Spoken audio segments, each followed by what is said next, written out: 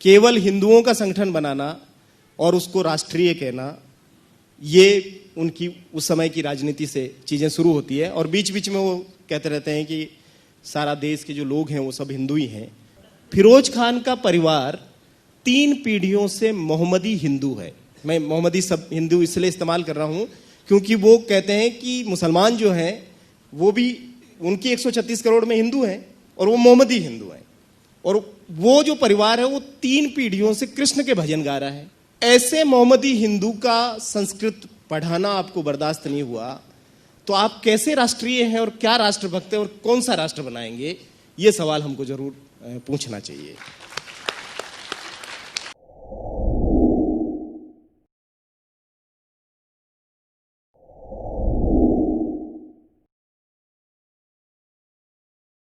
नमस्कार दोस्तों, हम लोग दिवाली के बाद पहली बार मिल रहे हैं, इसलिए मुझे बहुत अच्छा लग रहा है कि मैं आप सबको दिवाली की हार्दिक मंगल कामनाएं प्रस्तुत कर रहा हूं।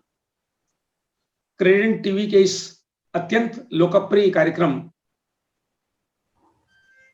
डियर साहित्यकार में आज हम जिस व्यक्तित्व से आपकी मुलाकात करवा रहे हैं, उनका हमारे साथ होना हम सबके लिए बहुत बड़े सौभाग्य की बात है। सौभाग्य की बात इसलिए है कि वे भारतीय समाज में एक गहरी उथल पुथल के माध्यम से इसकी सलवटों को दूर करने के बड़े प्रयास में जुटे हैं। जो लोग किताबों की दुनिया से परिचित हैं, उन्हें एक किताब का शीर्षक अगर मैं याद दिलाऊं तो वे इस किताब के लेखक को भी अपने आप पहचान लेंगे। किताब का शीर्षक है मैं एक कार सेवक था। अब मुझे नहीं लगता है कि ये कहने की कोई जरूरत है कि हमारे आज के इस कार्यक्रम के मेहमान हैं श्री भंवर मेघवंशी जी। भंवर जी, मैं आपका स्वागत करता हूं। मुझे बहुत खुशी है कि आज मैं इस कार्यक्रम के माध्यम से आपके साथ संवाद कर पा रहा हूं। धन्यवाद धन्यवाद धन्यवाद अग्रवाल नमस्कार। साहब। नमस्कार आपको और बहुत धन्यवाद आपको। हम लोग अपनी बात आगे बढ़ाएं उससे पहले मैं आपका थोड़ा सा परिचय अपने श्रोताओं को दे दूं। हालांकि ये परिचय देना एक औपचारिकता है, क्योंकि जितना मैं आपको जानता हूं उससे ज्यादा मुझे विश्वास है कि हमारे दर्शक और श्रोता आपसे पहले से परिचित हैं। साथियों, भंवर जी का जन्म 25 फरवरी 1975 को भीलवाड़ा जिले के एक छोटे से गांव में हुआ और वे अपने आप को एक जर्नलिस्ट और एक्टिविस्ट कहते मानते हैं। भंवर जी ने 2000 से 2012 तक डायमंड इंडिया मासिकी का संपादन किया। इन्हें इतने सारे पुरस्कार और सम्मान मिले हैं कि अगर मैं उन सबको बताने लगूंगा तो हमारे आज के कार्यक्रम का समय ही समाप्त हो जाएगा। लेकिन असल सम्मान उनका मेरी निगाह में इस बात में है कि उन्होंने एक बहुत बड़े मिथ को तोड़ा है। और मिथ यह कि हम सब लोग अक्सर इस बात का अफसोस करते हैं कि हिंदी में किताबें बिकती नहीं है। और भंवर जी की ये जो किताब जिसका जिक्र मैंने अभी थोड़ी देर पहले किया, मैं एक कार सेवक था, बहुत ही प्रभावशाली तरीके से इस मिथ को तोड़ने वाली साबित हुई। बहुत थोड़े समय में, शायद 2 साल में, इस किताब के 3 संस्करण आ गए और मैं इस बात का बहुत गर्व के साथ उल्लेख कर रहा हूं कि इस किताब को पढ़ने के लिए मुझे भी इतने लंबे समय तक प्रतीक्षा करनी पड़ी। ये किताब उपलब्ध ही नहीं थी। अभी इसका 3रा संस्करण आया है। इसके अलावा भी भंवर जी ने हल्ला बोल, भीलों की पदचाप, फांसीवाद की आहटें, हकीकत तो यह है, कब सहिष्णु थे आप, सामाजिक अंकेक्षण के उभरते पहलू जैसी किताबें लिखी हैं। और अभी हाल में इस धूम मचाने वाली किताब के बाद उनकी एक और किताब आई है, कितनी कठपुतलियां, जिस पर हम लोग आगे बात करेंगे। भंवर जी अभी शून्यकाल.com और एक वेब चैनल का संचालन कर रहे हैं। भंवर जी, हम अपनी बात इसी किताब में एक कार सेवक से शुरू करना चाहेंगे, जिसे मैंने भी अभी 4-5 पहले ही पढ़कर पूरा किया है और मैं इसके सम्मोहन में अब तक बंधा हूं। इसलिए बंधा हूं कि हम लोग भारत में आरएसएस, सांप्रदायिक सोच और उसके प्रसार के बारे में बहुत सारी बातें सुनते रहे हैं, लेकिन बहुत प्रामाणिक रूप से और स्वानुभव से, अपने अनुभव से, आपकी कलम से मैंने उन बातों को पहली बार पढ़ा है। मैं बहुत ईमानदारी से कहूं कि आपकी किताब मनोरंजन करने वाली किताब नहीं है, एक विचलित करने वाली किताब है।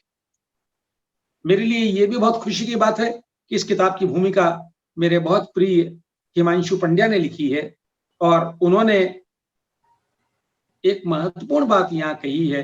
मैं उसी बात से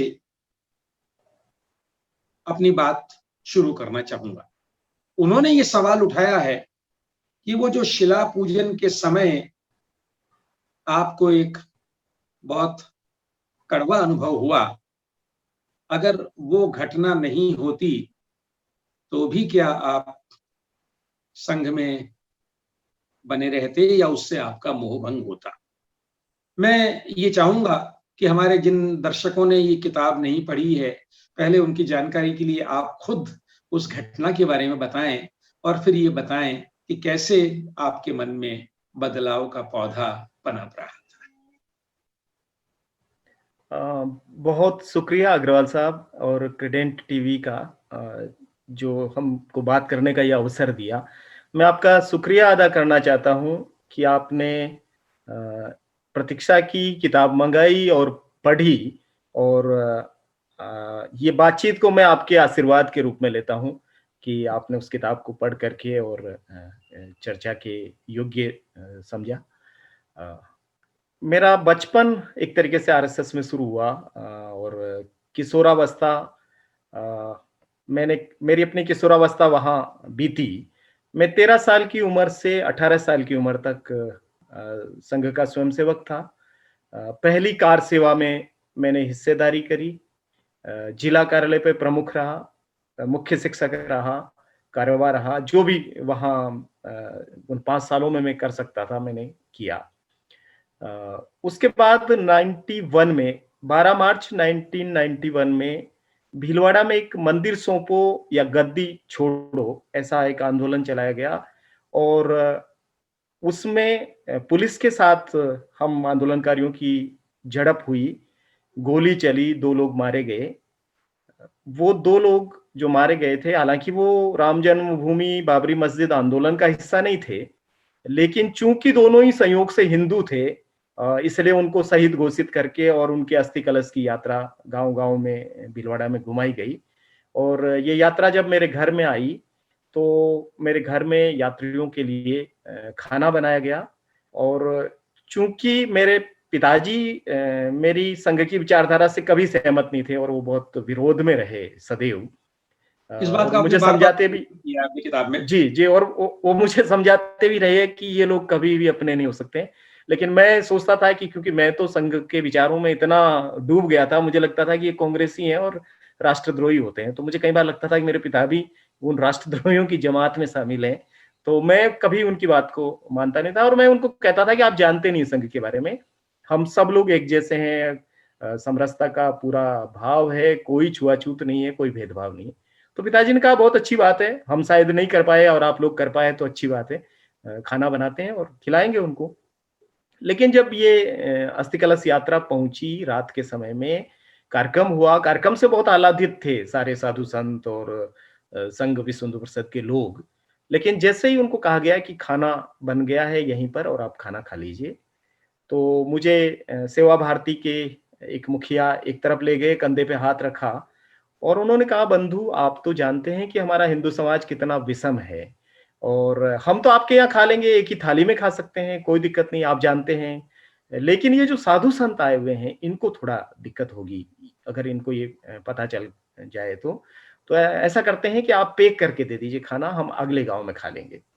तो मेरे लिए बहुत स्तब्ध कर देने वाली बात थी, क्योंकि मैं लड़ रहा था अपने घर में ये स्थापित करने के लिए कि संघ ऐसी चीजों को नहीं मानता है। तो लेकिन मेरे लिए दिक्कत ये थी कि अगर वो बिना खाए अगर वहां से जाते हैं तो मेरे पिताजी की जो विचार है वो जीतता है और मैं हारता हूँ। तो मैं बड़ा असमंजस में था। तो मुझे भी लगा कि हाँ ठीक है कि इनको पैक करके दे दिया जाए, खा लेंगे अगले गांव में, कम से कम मेरी तो यहाँ से इज्जत बचेगी। तो जैसे ही खाना पैक करने की बात आई, मेरे पिताजी ने पूछा कि क्या हुआ। तो मैंने अपने से ही बहाना बना लिया कि आगे के गांव में एक और कार्यक्रम करना है भगवानपुरा में, इसलिए जल्दी है और वो अभी नहीं खा पाएंगे, आगे जाके खा लेंगे। तो करीब रात के 10 बजे के आसपास हम लोगों ने खाना पैक करके उनको दिया और वो लेके गए खाने को। दूसरे दिन मेरे एक दोस्त जो इस यात्रा में शामिल थे, पुरुषोत्तम क्षत्रिय, जो मेरे क्लास फेलो भी थे, हम संघ में साथ में स्वयंसेवक भी थे, वो खीर की केतली लौटाने के लिए आए मेरे घर पे और उन्होंने कहा कि मुझे कहा तो गया था कि मैं आपको कुछ भी नहीं बताऊं, लेकिन मैं आपको बता रहा हूं कि खाना जो गया था वो फेंक दिया गया था गांव से बाहर और दूसरे घर में जाकर के रात में खाना बनवा के खाया गया। मुझे बिल्कुल यकीन नहीं था कि ऐसा हुआ होगा। मैंने पुरुषोत्तम से कहा कि मैं खुद चल के देखना चाहता हूं कि कहाँ ये हुआ, और हम दोनों मित्र साइकिल लेकर के उस स्थान पर गए जहां ये खाना फेंका गया। और जब मैंने अपनी आंखों से देख लिया तब मुझे यकीन हुआ कि उन्होंने मेरे घर पे भी इसलिए नहीं खाया कि वो नहीं खाना चाहते थे, पैक करके ले जाना भी उनका बहाना था और आगे जाकर के भी उनको नहीं खाना था, फेंकना ही था खाना। तो मुझे उस क्षण ये एहसास हुआ कि मैं उनके लिए अयोध्या जाके मरने के लिए तैयार था। सब प्रकार की चीजों में मैं उनके लिए साथ था और मैं प्रचारक बनना चाहता था संघ का, और वो मेरे घर का खाना भी नहीं खाना चाहते थे। मैं मरने के लिए तैयार हूं और वो मेरे घर का खाना भी नहीं खाना चाहते। ये तो बहुत बुरी बात हो गई। तो मैं इस बात को लेकर के उनसे, जहां यात्रा पहुंची थी वहां जाकर के मैंने बातचीत करी। मैंने कहा आपने खाना नहीं खाया और फेंक दिया। उन्होंने कहा नहीं ऐसा नहीं है, आपको गलत बताया गया। खाना लेकर के जो पीछे स्वयंसेवक बैठे थे उनके हाथ से छूट गया खाना टर्न पे, गाड़ी जब मुड़ी तो, और अब जब गिर गया तो गिरा हुआ खाना तो कैसे खा सकते हैं। अच्छा, मुझे मालूम था कि वो गिरा हुआ खाना नहीं था, वो गिरी हुई सोच थी जिसने उस खाने को फेंक दिया था। तो न केवल उस दिन वो खाना फेंका गया, बल्कि एक तरीके से उन्होंने मुझे भी फेंक दिया, क्योंकि मेरे लिए वो बहुत स्तब्ध करने वाला, बहुत शॉकिंग एक तरीका इंसिडेंट था। चूंकि ये एक ऐसा घटनाक्रम था जिसके लिए मैं बिल्कुल तैयार नहीं था, तो अगले 1-1.5-2 साल मेरे लिए बहुत असमंजस के थे। मैं संघ में था भी और नहीं भी था, अंदर रह के लड़ भी रहा था उनसे, और हर स्तर पे मैंने इस बात को रखा, नीचे से लगा करके सरसंघ चालक तक को। लेकिन आपको ताज्जुब होगा कि किसी ने नहीं सुना। मुझे ये समझाया गया कि बहुत छोटी सी बात है बंधु, आप बहुत छोटी बात को इतना बड़ा मुद्दा बना रहे हैं, जबकि ऐसी कोई बात ही नहीं है। तो मैंने कहा कि ये मेरे लिए बहुत बड़ी बात है, मेरे लिए जिंदगी और स्वाभिमान और गरिमा का सवाल है। आपके लिए बहुत छोटी सी बात होगी, हो सकता है आप भूल भी गए हो इस सारी चीज को करके, लेकिन मैं वहीं अटका हुआ हूं आज भी जिस समय आप खाना ले गए और फेंक के आ गए। तो अंत में कहीं सुनवाई नहीं हुई, और जब नहीं सुनवाई हुई तो मैंने ये तय किया कि अब वहां टिकने का कोई मतलब नहीं है। तो वो सवाल जो मेरा उस दिन था, वो सवाल आज 28-30 साल बाद भी मैं निरंतर पूछ रहा हूं कि आप ऐसा कैसे कर सकते हैं कि मैं आपके साथ हिंदू राष्ट्र बनाने के लिए आपके साथ चला था, और उस हिंदू राष्ट्र में मेरा स्थान क्या है कि आपने मेरे घर का खाना भी नहीं खाया। तो अगर मेरा स्थान वो है तो मैं फिर उस हिंदू राष्ट्र को क्यों बनाऊं, मैं वो काम क्यों करूं। तो वो सवाल आज भी है, और मैं उसी बात को मैंने इस किताब में भी पूछा।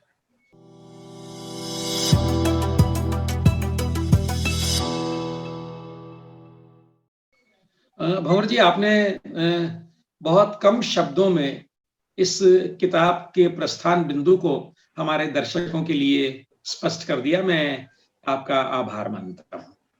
इस किताब को पढ़ते हुए मुझे लगा कि आपने लगभग 3 दशकों के उथल पुथल भरे समय को इस किताब में साकार किया है।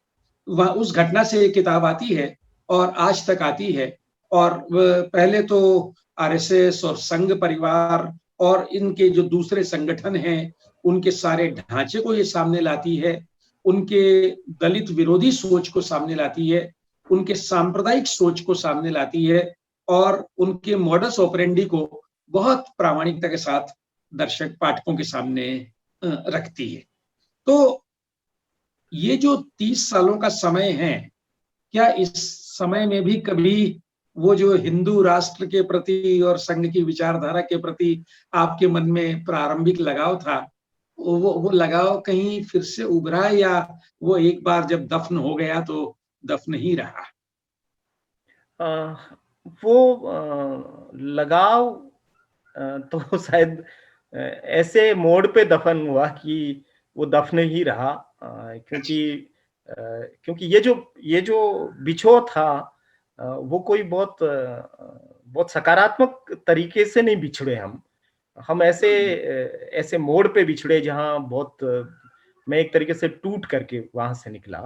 तो ये टूटन तो बनी रही और ये दुख और ज्यादा बढ़ता गया जैसे जैसे चीजों को समझ में आया, और फिर ये स्थिति हो गई कि आमने सामने हो गए हम लोग, क्योंकि ऐसे बहुत सारे प्रश्न इस किताब में आते हैं जी। तो क्योंकि मैं हर जगह पर वो बात कह रहा था, एक तो मैं इस घटना को इतनी बार कह चुका था और मैं हर बार कहता था, और चूंकि मुझे मेरा तो प्रशिक्षण उनके बीच में हुआ, तो मेरी भाषा उनकी थी, मेरे तौर तरीके उनके थे, और मेरे लोग भी उनके आसपास के ही लोग थे, तो मैं एक तरीके से उन्हीं की मांद में जाकर के उन्हीं से बात कर रहा था, उन्हीं से संघर्ष कर रहा था।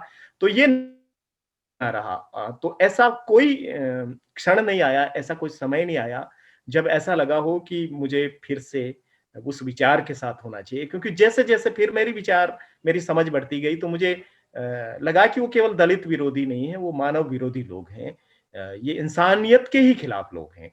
तो उसमें हर वो व्यक्ति जो बराबरी की सोच रखता है, हर वो व्यक्ति जो आजादी में, न्याय में, स्वतंत्रता में विश्वास करता है, वो व्यक्ति वहां हो ही नहीं सकता।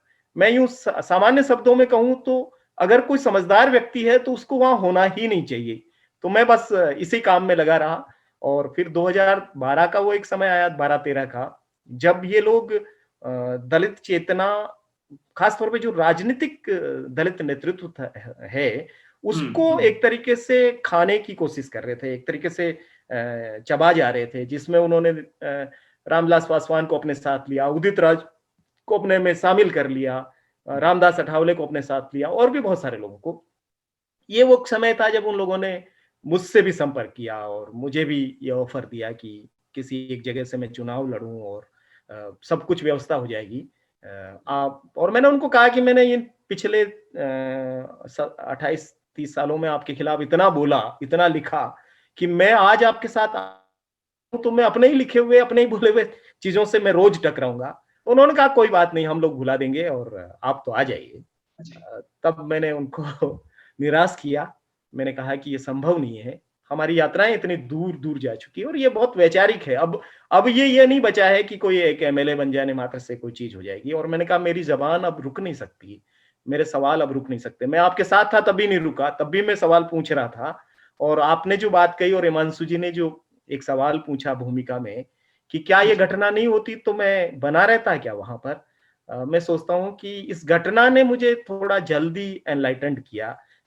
अगर मैं वहां ये नहीं होता तो मैं शायद कुछ और साल बना रहता, लेकिन मैं बना नहीं रहता, क्योंकि मैं वहां होते हुए भी सवाल पूछ रहा था। उनको सवाल पसंद नहीं है और मेरे को सवाल पसंद है, और मोह भंग तो हो ही जाता, ये पक्का ही था। ये 5 साल में हुआ, हो सकता है कि ये 8 साल में होता या 10 साल में होता, लेकिन होता ही होता।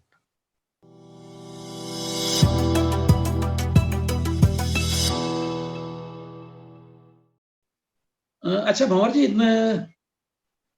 इस किताब को पढ़ते हुए आपके व्यक्तित्व का विकास और उसके बहुत सारे सोपान हमारे सामने आते हैं। कैसे आप अलग अलग विद्वानों के, जैसे रजनीश का आप उल्लेख करते हैं, उनके लेखन के संपर्क में आते हैं और उससे अपनी समझ को और तराशते हैं।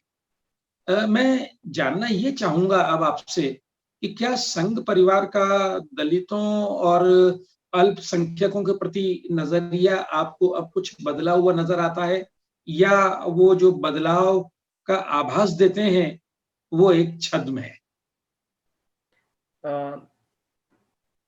आप अगर शुरुआत में उनके जो सेकंड सरसंघचालक गोलवलकर की किताब हाँ, पढ़ेंगे, bunch of thoughts. Bunch of thought, जिसको विचार नवनीत के नाम से हिंदी में लाया गया, जी जी। उसमें बहुत कट्टर तरीके से रूढ़िवादी सोच सामने आता है, जहां वो जाति को बहुत विशिष्टता मानते हैं, वर्ण व्यवस्था का समर्थन करते हैं, हिटलर की प्रशंसा करते हैं, ये सारी चीजें हैं उसमें। तो वहां मुझे लगता है कि ये एक लंबे समय तक तो उनके भीतर में दलितों के खिलाफ एक भयंकर नफरत जैसा भाव रहा, लेकिन बाद में धीरे धीरे उन्होंने अपने आप को बदला हुआ स्थापित किया। और ये केवल ऊपर के लेवल पे है, ये ऊपर की परत पे लगता है कि जैसे वो अब समरसता को एक प्रमुख मुद्दा मानते हैं। और जैसा कि बाला साहब देवरस जो सरसंघचालक थे जब मैंने छोड़ा उस समय की बात है, उन्होंने कहा कि अस्पृश्यता से बुरी कोई चीज नहीं हो सकती है। तो ये जो बातें हैं, ये एक तरीके से उद्धरण के रूप में, कोटेशन के रूप में तो बहुत अच्छी है और ऊपर ऊपर बहुत अच्छी है, लेकिन उनका जो स्वयंसेवक है, निचले स्तर का जो काडर है, उसके जातिवादी चरित्र में कोई बदलाव नहीं है। आप अगर देखेंगे तो 95 साल का उनका जो सफर है, उसमें एक आंदोलन नहीं है जहां वो जाति के खिलाफ कोई आंदोलन करते हो, जाति तोड़ने के खिलाफ आंदोलन करते हो, दलितों के मंदिर प्रवेश के लिए कोई आंदोलन चलाते हो, उनके अन्याय अत्याचार के लिए कोई काम करते हुए, कहीं आंदोलित होते हुए, कहीं सवाल उठाते हुए नजर आते हो, ऐसा बिल्कुल नहीं नजर आता है। बल्कि जो लोग ये कर रहे हैं उनको हतोत्साहित करने का काम जरूर उन्होंने किया। जो भी लोग, अगर जैसे चकवाड़ा में दलितों के पानी पीने का एक इश्यू हुआ जयपुर के फागी तहसील में, तो उन्होंने कहा ये विदेशियों की साजिश है। एक गांव में दलित, एक गांव में दलित सार्वजनिक तालाब में पानी पीना चाहते हैं, उतरना चाहते हैं, वहां नहाना चाहते हैं, उसमें विदेशियों की क्या साजिश हो सकती है? हमने एक सूलिया मंदिर प्रवेश का आंदोलन चलाया, उन्होंने कहा ये बहुराष्ट्रीय कंपनियों की साजिश है। और अब सोचिए कि एक छोटे से गांव में बहुराष्ट्रीय कंपनियां क्या करेगी, लेकिन उनका कोई इस मामले में कोई काम नहीं है। उन्होंने कोई अंतरजातीय विवाहों को प्रमुखता दी हो या उनके स्वयंसेवकों ने अंतरजातीय विवाह किए हो, आदर्श स्थापित किया हो, ऐसा कहीं नजर नहीं आता है। अभी रिसेंट आप देखेंगे 2 अप्रैल को 2018 को जो ये एट्रोसिटी एक्ट को लेकर के एक आंदोलन हुआ, दलितों का एक स्वतः स्फूर्त आंदोलन था। मैं राजस्थान के 6 जगहों की थानों की एफआईआर पढ़ी मैंने, जिसमें ये साफ तौर पे लिखा हुआ था कि दलित अपने अधिकारों के लिए आंदोलन मतलब अपना जुलूस लेकर के जब निकल रहे थे, तो संघ के कार्यालयों से लोग निकले भगवा झंडा लेके, जय श्री राम और हर हर महादेव के नारे लगाते हुए, और दलित आंदोलनकारियों पर टूट पड़े और बहुत बुरी तरीके से उन्होंने मारपीट की। ये एफआईआर में दर्ज है, मैं ये कोई बनी बनाई बातें नहीं कर रहा हूँ, राजस्थान की बात कर रहा हूँ मैं, जहां ये सारी चीजें हुई। तो आप देख सकते हैं कि क्या बदलाव उनमें, अगर बदलाव होता तो बदलाव नजर आना चाहिए ना, आपको दिखना चाहिए। आप किसी भी चीज में जो दलितों के हित की बात है, वो संविधान हो, उसको बार बार आप समीक्षा करने की, बदल देने की बातें करते हैं। आरक्षण को लेकर के मोहन भागवत कितनी बार बातें कर चुके हैं, एट्रोसिटी एक्ट को लेकर के बातें चलती रहती है, सख्त खिलाफ है ये लोग, जाति बनाए रखना चाहते हैं, जाति को विशिष्टता मानते हैं, आज भी मानते हैं। तो बाहर दिखते हैं, बाहर ऐसा दिखाते हैं कि देखो हमारे कितने लोग आ गए। मुझे भी अभी भी लोगों ने ये किताब आने के बाद में भी कहा कि संघ कितना बदल चुका, देखिए रामनाथ कोविंद को उन्होंने राष्ट्रपति बना दिया भारत का। तो मैंने कहा भारत का राष्ट्रपति तो संविधान की वजह से बना है, आपका संघ का सरसंघचालक तो नहीं बना दिया आपने किसी रामनाथ कोविंद जैसे दलित को। वहां तो आप अपने ही लोगों को बिठा रहे, और अगले 50 साल भी आपकी जो अखिल भारतीय प्रतिनिधि सभा है उसमें दलित आदिवासी आने की स्थिति में नहीं है, तो आप काहे की बात करते हैं? तो अग्रवाल साहब, मैं आपको साफ कहना चाहता हूं कि ये केवल ऊपरी दिखावा है, एक तरीके का एक हिपोक्रेसी है, दलितों के साथ बैठ के खाना खाना, दलितों की बस्तियों में जाना और उनके लिए अच्छे अच्छे शब्द की बात करना, लेकिन व्यवस्था वही है असमानता की। अगर असमानता की व्यवस्था अल्पसंख्यकों को लेकर भी है, अल्पसंख्यकों को लेकर के तो निश्चित ही और बुरी सोच है। मैं मानता हूं कि उनको तो वो दोयम दर्जे के इंसान ही मानते हैं, और जितना नफरत उनके प्रति एक सिस्टमेटिक तरीके से फैलाई जा रही है। आज हालत क्या हो गई है इस देश में अल्पसंख्यकों की, कि उनको अपनी नागरिकता साबित करनी पड़ रही है। बिल्कुल, उनको ये साबित बिल्कुल। करना पड़ रहा है कि वो वतन परस्त लोग हैं कि नहीं हैं। आज घर से कोई भी व्यक्ति निकलता है, एक अल्पसंख्यक कोई भी काम धंधे के लिए, एक ठेला लेकर के रेहड़ी वाला भी निकलता है, उसे पता नहीं वो जिंदा लौट करके घर आएगा या नहीं आएगा। बिल्कुल, हमने बिल्कुल। आपने सबने देखा है पहलू खान की लिंचिंग से लगा करके हुँ, हुँ। अफराजुल को जिस तरीके से राजसमंद में काट करके जलाया जिंदा। तो ये जो स्थितियां पैदा कर दी है इन्होंने, मैं सोचता हूं कि दलितों से भी ज्यादा बदतर स्थिति में, और वाकई जो बंच ऑफ थॉट में गोलवलकर कहते हैं कि वो अल्पसंख्यकों को दूसरे दर्जे का नागरिक बनाना देखना चाहते हैं, मुझे लगता है कि ये सीए, एनआरसी और एनपीआर वाला जो ये सब घटनाक्रम उसी हुआ, दिशा में उठाए हुए इसके कदम। बाद तो ये दोयम दर्जे की नागरिकता वाला सवाल हो ही चुका है और वो वहां पहुंचा दिया जा चुका है उनको। और जिस ढंग से लोग पकड़े जा रहे हैं अभी, जिस ढंग से उनके युवाओं को उठा उठा करके आप जेल में डाल रहे हैं, कफील खान जैसे एक ब्रिलियंट डॉक्टर को आप बिल्कुल, बिना बिना किसी अपराध के। मतलब जी। कितने दिनों तक आप और आंसू लगा करके और क्या कर रहे हैं लोगों के साथ, अपने ही देश के नागरिकों के साथ किस तरह का व्यवहार किया जा रहा है। तो मुझे लगता है कि दलितों, आदिवासियों, अल्पसंख्यकों के प्रति जो सोच है उनकी, उसमें रत्ती भर भी कोई बदलाव नहीं है, बल्कि और ज्यादा कट्टरता, और ज्यादा नफरत। ये नफरत जो है, ये अब शायद जबान पर मिठास है लेकिन नाभि में उनके नफरत है, और वो दिखती है कहीं कहीं।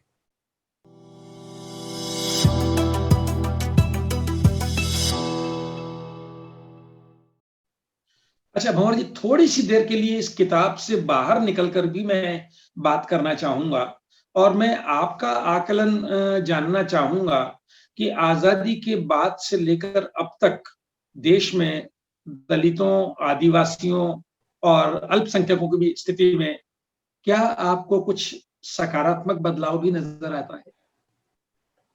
हाँ, मैं ये कहूंगा कि बहुत कुछ बदला है। जी। मेरे पिताजी 78 ईयर ओल्ड हैं, और हम्म, वो आज़ादी के ठीक समय, उसी समय में वो पैदा हुए, बिल्कुल। और वो जमाना जानते हैं जो आज़ादी के तुरंत बाद का था। मैं जिस गांव से आज आपसे रूबरू हूँ, उस गांव में एक समय था जब हमारे पुरखे जूते हाथ में लेकर के निकलते थे। बाद में हम्म, जब साइकिल आई तो हमको साइकिल पर बैठ करके निकलने की इजाजत नहीं थी। हम किसी के घर की दहलीज लांघ के अंदर नहीं जा सकते थे, गांव के बड़े मंदिर में नहीं घुस सकते थे, और किसी के यहाँ खाट पर बैठना तो बहुत दूर की बात है, वहां चटाई भी हमारे लिए उपलब्ध नहीं थी। लेकिन मैं ये कहना चाहता हूँ कि आज बहुत कुछ बदला हुआ है। आज वो स्थिति नहीं है। आज हम और हमारे बच्चे उन्हीं ठाकुर के रावड़े के गढ़ के बाहर से मोटरसाइकिल पर सरपट निकल सकते हैं अपनी पूरी स्पीड के साथ, कोई रोकने वाला नहीं है। और यहाँ तक कि यहाँ इस गांव के जो ठाकुर हैं और उनके जो भाई बंद हैं, वो बुलाते हैं वहाँ बहुत प्यार से, और वो भी आते हैं और यहाँ बैठ करके सार्वजनिक रूप से चाय पीते हैं। अच्छा। उनके बच्चे, हमारे बच्चे आपस में मिल बैठ करके बात करते हैं। हमने अपना बचपन देखा जहाँ उनके बच्चों को हमको बापू बना, बापू सा कहना होता था। हम्म, आज आज ये स्थिति नहीं है। आज वो हमारे बच्चे उनको ऐसे ही नाम लेकर के पुकार सकते हैं। तो बदला तो बहुत कुछ है। मैं ये नहीं कहूंगा कि कुछ भी नहीं बदला। मेरा ये मानना है कि बहुत कुछ बदला है, लेकिन बहुत कुछ बदलना और बाकी है, क्योंकि ये खाई इतनी गहरी है, अंतर इतना स्पष्ट है कि इसको और ज्यादा जल्दी हमको बदलना पड़ेगा। लेकिन जो बदला है उसके प्रति भी मैं बहुत आशान्वित हूँ। बहुत सारी चीजें हो रही है, जहाँ दलित हो, चाहे आदिवासी हो, चाहे अल्पसंख्यक हो, एक तरफ है, एक विचारधारा है जो उनको पूरी तरीके से बर्बाद भी कर रही है, क्रैश करने की भी कोशिश कर रही है। लेकिन मैं सोचता हूँ कि जो भारतीय समाज है, उस समाज को हम ब्लेम नहीं कर सकते कि वो नहीं बदल रहा है। समाज बदल रहा है। जो समाज है वो बदल रहा है, और बहुत कुछ अच्छी चीजें भी हो रही है। उसका एक छोटा सा हिस्सा है जो इस बदलाव का विरोधी बना हुआ है या इस बदलाव को नहीं चाहता है, और हमारी लड़ाई उनके साथ है, हम उनके साथ संघर्ष कर रहे हैं। बिल्कुल, बिल्कुल।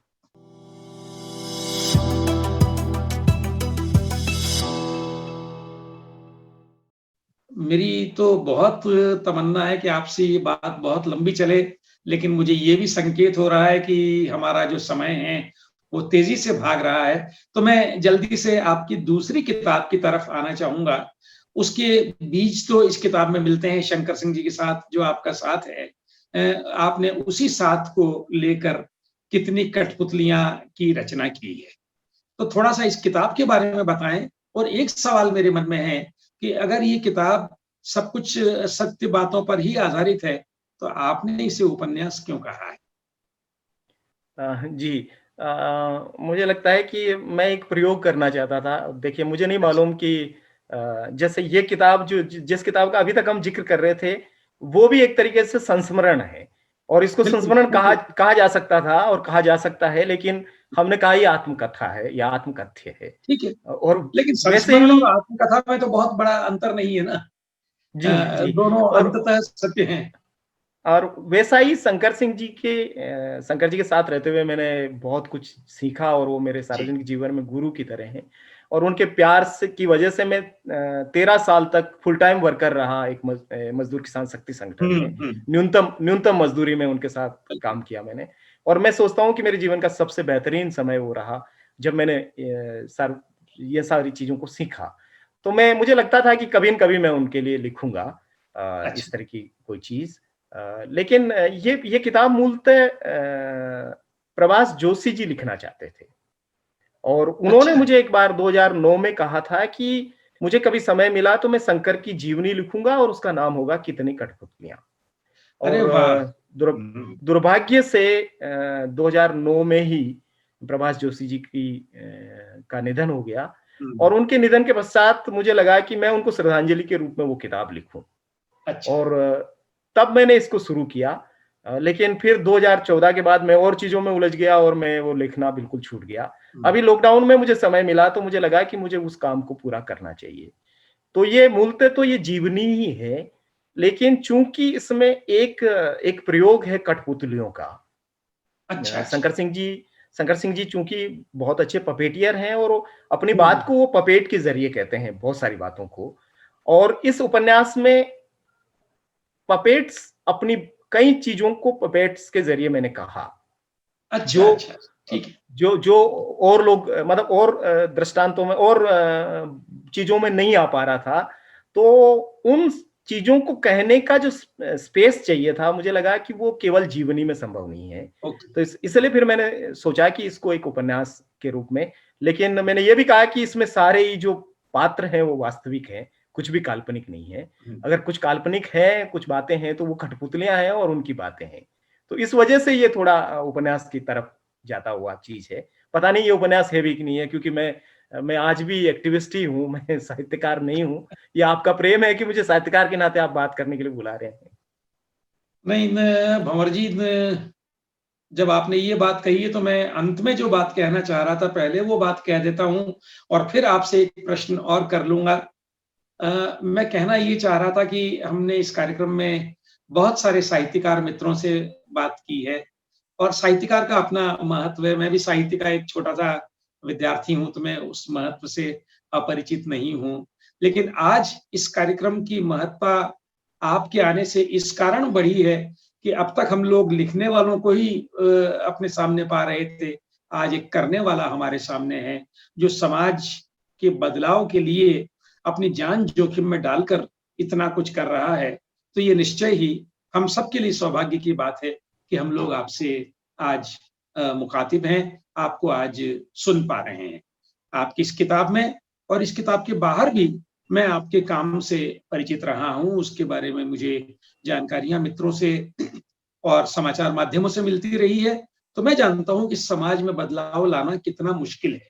लोगों की मानसिकता को बदलना कितना मुश्किल है और अगर कोई दल सत्ता में हो, उसके पास सारे साधन हों और वो सबको जब कुचलने पर उतारू हो, तो उसके सामने तनकर खड़ा होना कितना चुनौतीपूर्ण होता है। इस बात को मैं समझ सकता हूँ। इसलिए मैं अपनी ओर से और क्रेडेंट टीवी की ओर से और हमारे सारे दर्शकों की ओर से आपको सलाम करता हूँ, आपका अभिनंदन करता हूँ और इस बात को समेटते हुए मैं ये चाहूँगा कि आप हमारे इस चैनल के माध्यम से अपने दर्शकों को कुछ कहें। मैं कुछ कहने की स्थिति में मैं अपने आप को नहीं पाता हूँ, लेकिन मैं निवेदन करना चाहता हूँ जी। कि मैंने जर्नलिज़्म भी जब जॉइन किया, मैं टीचर था, मैंने रिज़ाइन करके और जब मैंने पत्रकारिता जॉइन की, तो मेरा उद्देश्य ये था कि मैं केवल लिखूँगा नहीं, बल्कि मैं जिन मुद्दों पे लिखूंगा उन मुद्दों पे, वो जो समस्याएं हैं उनके निराकरण के लिए, या वो जो मुद्दे हैं उनके समाधान की दिशा में भी काम करूंगा। मेरा ये मानना है कि चूंकि जैसा मुंशी प्रेमचंद ने कहा कि साहित्यकार जो है वो समाज के आगे जलती हुई मशाल की तरह हैं, अच्छा। तो मैं तमाम जो साहित्यिक मित्र हैं उनसे, रचनाकारों से भी निवेदन करना चाहता हूँ कि केवल शायद अब वो समय है कि केवल लिखने से काम नहीं चलेगा।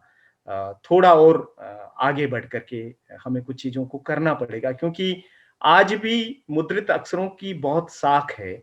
आज भी बुद्धिजीवी वर्ग का बहुत सम्मान है समाज में, और हम अगर पीछे हट गए तो ये जो अंधेरा है शायद और घना हो सकता है। अगर इसमें कोई उजाला आना है तो वो इन्हीं रचनाकारों, इन्हीं कलमकारों के ज़रिए, साहित्यकारों के ज़रिए आएगा। तो मेरा निवेदन है कि आप लिखें भी, और ज़रूरत पड़ने पर उन जगहों पर भी आप सशरीर भी मौजूदगी दिखाएँ, जहाँ लड़ाई के मोर्चे हैं।